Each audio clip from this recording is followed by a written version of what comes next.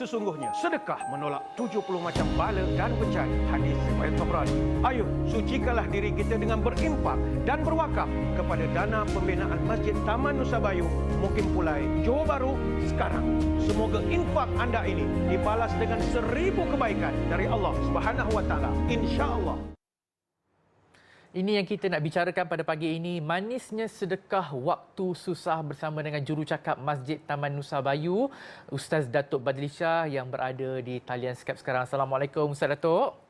Waalaikumsalam warahmatullahi wabarakatuh. Alhamdulillah. Jadi Ustaz Datuk, bersempena kita di bulan Syaban yang penuh keberkahan ni, bukan semua orang senang Datuk. Kan ada yang susah, ada yang memang banyak liku-liku dia. Jadi mungkin Ustaz Datuk boleh kongsikan mengapa sedekah di waktu kita susah ini besar ganjarannya. Terima kasih. Assalamualaikum warahmatullahi wabarakatuh. Pertama syukur kehadrat Ilahi, kita berada pada gerbang bulan Ramadan, iaitu bulan Syaban. Dan sudah pasti bila berada di gerbang bulan Ramadan ini, para ulama menggalakkan supaya kita banyak akan melakukan amal ibadah. Kata Abu Bakar Al-Balakhi dalam kitab Lataiful Ma'arif Ibn Rajab Al-Hambali, Syahrul Rajab Syahrul Zar'i, wa Syahrul Sya'ban Syahrul Suqya Zar'i, wa Syahrul Ramadan Syahrul Hasad Zar'i. Bulan Rajab ini adalah bulan kita bercocok tanam. Bulan Syaban sekarang ini adalah bulan menyiram tanaman yang kita tanam. Dan Ramadan nanti adalah bulan untuk menuai hasil tanaman. Sebab itu banyakkanlah kita melakukan amal ibadah sepanjang Rejab, Syaban sampailah Ramadan ini. Dan salah satu yang boleh kita lakukan adalah bersedekah. Sebagaimana Nabi SAW menyebut, dalam bersedekahnya jangan takut susah. Wa aksiru sadaqah fi sirri wal alaniyah, ma naqasat sadaqatun min malin bal yazdad, bal yazdad, bal yazdad. Jangan takut sedekah. Duit takkan habis, bahkan akan makin bertambah, bertambah. Kita sedekah di bulan-bulan yang biasa, kita pahala sedekah 10 kali ganda. RM1 kita sedekah, dia akan diberi pahala RM10. Rejab dia akan meningkat jadi 70 kali ganda. Kalau bulan Syaban, dia boleh mencecah 700 kali ganda. Nanti kalau bulan Ramadan, mencecah 1000 kali ganda. Jadi, banyak amalan kita ini kalau kita tak buat, dia akan datangkan satu kerugian kepada kita. Apatah lagi sedekah ini walaupun susah, kita pun bukanlah orang senang. Tetapi manfaatnya itu besar. Sebagai contoh, pertama sekali Allah janji, Allah akan beri orang yang banyak sedekah ini ketenangan. Alladzina yunfiquna amwalahum bil-laili wan-nahari sirran wa 'alaniyah falahum ajruhum 'inda rabbihim wala khaufun 'alaihim walahum yahzanun. Allah Ta'ala sebut siapa yang sedekah waktu malam, siang, secara terbuka atau secara sembunyi-sembunyi, semuanya dapat pahala di sisi Allah. Aku akan beri kepada mereka tidak ada kekhawatiran dan mereka tak akan bersedih hati. Ini surah Al-Baqarah ayat 274. Sekarang ramai orang stres, susah hati, orang yang banyak menghadapi masalah panik dan sebagainya. Salah satu cara untuk kita nak selesaikan masalah itu banyakkan bersedekah. Sebab sedekah ni kita menggembirakan orang. Apa tanda orang bersaudara, yang sikit sama dirasa, hati gajah sama dilapah, hati kuman sama dicicah, yang sekuku sama dibagi, yang setitik sama mencolek, yang secebis sama dikutis, yang secupak sama nampak, yang sepopat sama mendapat, yang sekal sama dikepal, yang segantung sama kenyang, yang sepiring sama ditating, yang sebakul sama dipikul, yang sesuap sama mengecap, ke bukit sama mendaki, ke lurah sama menurun, ke hilir sama berkayuh, ke hulu sama bergalah, ke atas sama tinggi, ke bawah pun sama rendah, ke langit sama berpucuk, ke bumi pun sama berakar. Bersedekahlah, tak kira sama ada kita senang ataupun kita susah. Abu Hurairah cerita ada seorang pernah tanya Nabi, ya Rasulullah, sedekah apa yang paling besar pahala ya Rasulullah? Nabi menjawab, anta sadaq wa anta sahihun syahihun takhshal fakri wa ta'mul ghina. Paling tinggi sedekah pahalanya ketika engkau sihat, takut miskin, tengah cita-cita jadi orang kaya dan tengah rakus dengan dunia. Jadi ini jangan kita lepaskan peluang ini. Okey, jadi Ustaz Datuk, sedekah ni ada pelbagai kan. Jadi sedekah bagaimana yang dianjurkan untuk kita laksanakan sempenanya dekat dengan Ramadan ni?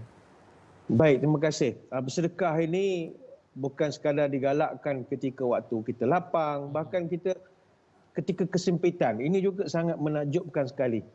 Orang tak tunggu sedekah ketika ada duit, tapi orang juga bersedekah ketika tak ada duit. Itu memang terbaik sekali, tapi bukanlah satu paksaan.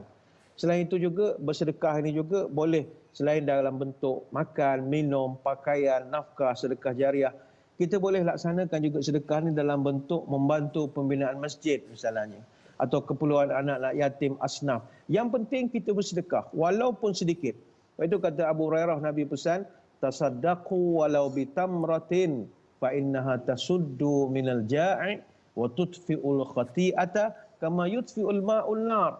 Bersedekahlah walaupun kamu mampu sedekah sebiji kurma saja, sebab sedekah itu akan menjadi kau orang lapar jadi kenyang, boleh memadamkan kesalahan sebagaimana air mampu memadamkan api.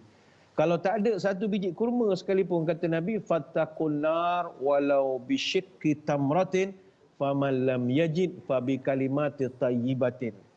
Jagalah diri kau daripada masuk neraka walaupun kamu sedekah cukup dengan setengah biji kurma. Bayangkanlah, kurma bukanlah besar buah apple, buah limau, tidak, kecil saja. Maknanya simbolik, walaupun tak banyak, sikit pun jadilah. Tak dapat sebiji, setengah biji kurma pun jadikanlah. Ada sahabat kata, ya Rasul, setengah biji kurma pun kami tak mampu ya Rasulullah. Maka jawab Nabi, faman lam yajid fa bi kalimati thayyibah. Kalau itu pun kau tak ada, cakap jelah benda yang baik-baik. Hadis Bukhari dan Muslim.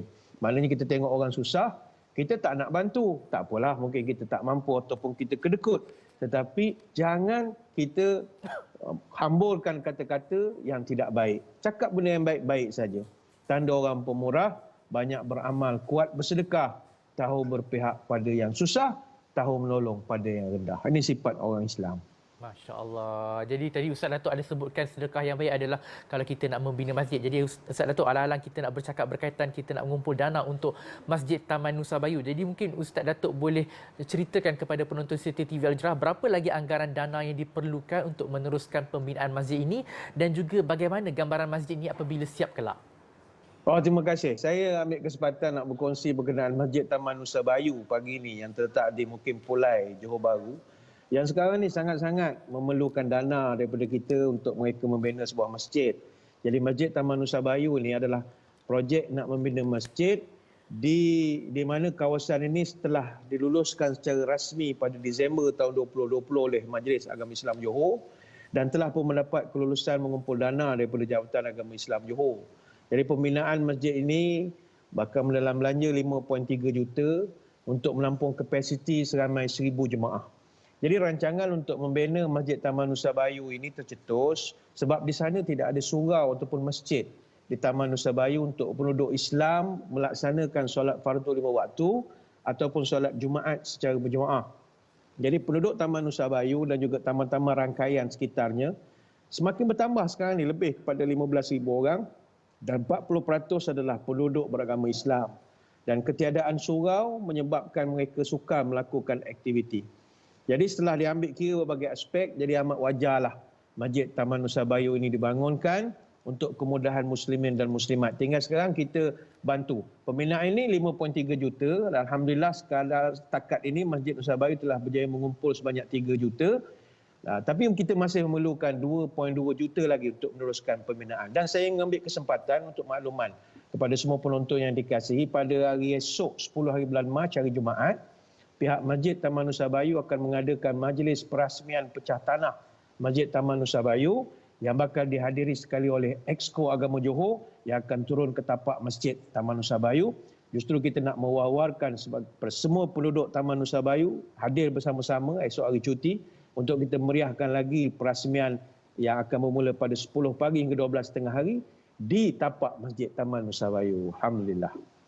Itu dia, kepada para penonton ada tertera di kaca TV tadi untuk cara-cara menyumbang kepada pembinaan Masjid Taman Nusa Bayu. Dengan ini saya mengucapkan jutaan terima kasih kepada Ustaz Datuk Badli Shah, Jurucakap Masjid Taman Nusa Bayu, kerana sudi bersama dengan kami pada pagi ini. Jadi kepada penonton, laksanakan ibadah anda sebab Ramadan dah tak lama lagi. Jadi kita pun dah melalui nisfu Syaban. Jadi seterusnya berbaki lagi dalam bulan Syaban ni, kita tingkatkan amalan ibadah kita dengan menyumbang kepada pembinaan Masjid Taman Nusa Bayu ni, insya-Allah. Jadi kita nak berhenti rehat seketika, kembali dalam Assalamualaikum selepas ini.